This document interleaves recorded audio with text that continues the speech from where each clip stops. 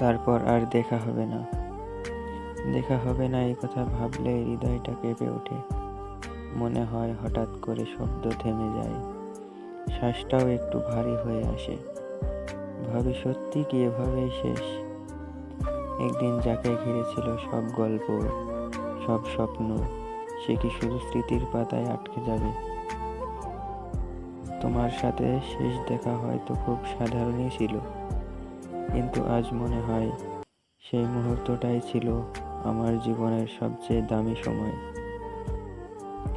আর দেখা হবে না মানে হঠাৎ করে চোখে চোখ পড়বে না, না বলা কথাগুলো বলা হবে না, মন খারাপের দিনে তোমার কাছে যাওয়ার অজুহাতও থাকবে না।